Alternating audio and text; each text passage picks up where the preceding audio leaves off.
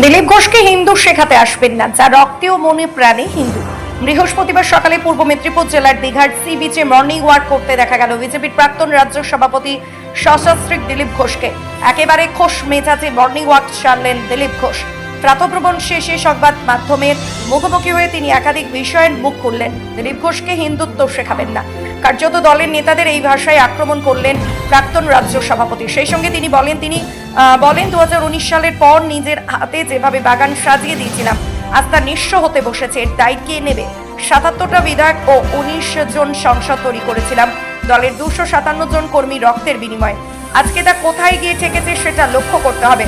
পাশাপাশি 2021 সালের পর দল কোথায় জিতছে, পঞ্চায়েত ও পঞ্চায়েত সমিতির মেম্বাররা ছেড়ে চলে যাচ্ছে, এর দায়ী কে নেবে? আমি কোনো দল পরিবর্তন করছি না। পশ্চিমবঙ্গ কি পরিবর্তন করতে হবে? অর্ধেকটা হয়ে গেছে, বাকি অর্ধেকটাও করব। আমি বিজেপিতে আছি, বিজেপিতে থেকেই পরিবর্তন করব। বাকিরা বুঝিনি কে কোন দল থেকে করবে। কারা আজকে বড় বড় কথা বলছে, যারা মমতা বন্দ্যোপাধ্যায়ের আঁচলের তলায় থেকে রাজনীতি করেছে, এককালে কালীঘাটের উচ্ছিষ্ট খেয়ে বেঁচে থাকতো।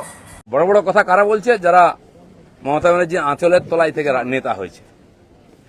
আরো বড় বড় কথা বলছে, অনেকে চরিত্রের কথা বলছে, যারা কালীঘাটের উচ্ছিষ্ট খেয়ে জীবন কাটিয়েছে, আজকে বিজেপির উচ্ছিষ্ট খেয়ে বেঁচে আছে। তারা দিলীপ ঘোষকে ক্যারেক্টার সার্টিফিকেট দিচ্ছে। যারা 4টে বিয়ে করে, 14টা গার্লফ্রেন্ড রাখে, রাত্রের জীবন একরকম, দিনের জীবন একরকম, তারা দিলীপ ঘোষকে ত্যাগী ভোগী বলছে। আহাম্মক। রাস্তায় দাঁড়িয়ে বলো লোকে কি বলবে। দিলীপ ঘোষ আজকেও রাস্তায় দাঁড়িয়ে আছে, কালো দাঁড়িয়েছিল, আগামী দিনেও থাকবে। মানুষ জানে দিলীপ ঘোষ কি করেছে, দিলীপ ঘোষ কি। আমার মন আর মুখ এক। আমি পর্দার আড়ালে কথা বলি না, কোন নেতার সঙ্গে বন্ধ ঘরে মিশি না, আমি সে যেই নেতা হোক। আমি চৌরাস্তায় দাঁড়িয়ে কথা বলি, ক্যামেরার সামনে কথা বলি। এটা দিলীপ ঘোষ।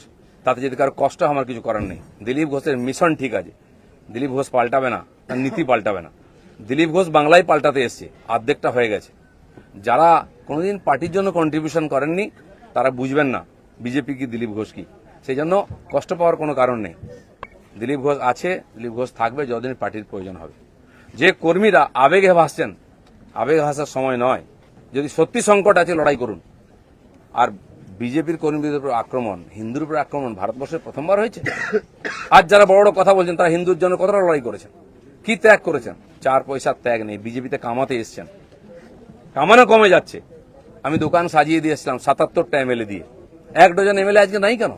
এমপি কোথায় গেল? জেলা পরিষদ সমিতির প্রধান চলে যাচ্ছে কেন? জবাব কে দেবে? 21-এর পর থেকে বিজেপি নামছে। 19 সালে বিজেপি 41% ভোট পেয়েছিল এবং আজ অনেক নেতা আমাদের পার্টিতে তার বিরুদ্ধে লড়াই করে আমরা পার্টিকে বাড়িয়েছিলাম। অনেকে প্রশ্ন করছেন, 41% ভোট আর 121টা বিধানসভায় আমরা লিড নিয়েছিলাম। 5 বছর পরে 24 সালের ইলেকশনে সেই ভোট 39% নেমেছে আর 91টা বিধানসভায় আমরা লিড পেয়েছি। পার্টি এগোচ্ছে না পিছোচ্ছে? আমরা জিততে ভুলে গেছি 21 সালের পরে। প্রশ্ন করুন, পাবলিক প্রশ্ন করছে। দিলীপ ঘোষের এটাই প্রশ্ন আছে। যারা আমাকে প্রশ্ন করছেন আমি তাদের দিকে প্রশ্ন করছি। আপনারা তো নীতি শেখাচ্ছেন, রাজনীতি শেখাচ্ছেন, হিন্দুত্ব শেখাচ্ছেন, কি দিয়েছেন সমাজকে? কেন পার্টি নেমে গেছে? 250 লোকের প্রাণের বিনিময়ে যে পার্টি দাঁড় করিয়েছিলাম সে পার্টি কোথায় আজকে? কেন হারছি আমরা? কেন লোকে চিৎকার করছে? আর এই দালালরা যেদিন থেকে পার্টিতে এসছে বিজেপির গন্ধও চলে গেছে, বিজেপির স্বাদও চলে গেছে। লোক বিজেপির ভরসা করতে পারছে না। তাই ভরসা ফিরিয়ে আনার জন্য লড়াই করুন, নাটক করবেন না। রক্ত দিয়েছি আমরা, ঘাম দিয়েছি, তারপরে মানুষের বিশ্বাস জিতেছি, মানুষের আশীর্বাদ জিতেছি। দিলীপ ঘোষের তো লড়াই জারি আছে। আপনারা ঠিক করুন কে কোন পার্টি থেকে লড়াই করবেন। দিলীপ ঘোষ পার্টি পাল্টাতে আসেনি, পশ্চিমবাংলাকে পাল্টাতে এসেছে। ধন্যবাদ সবাইকে।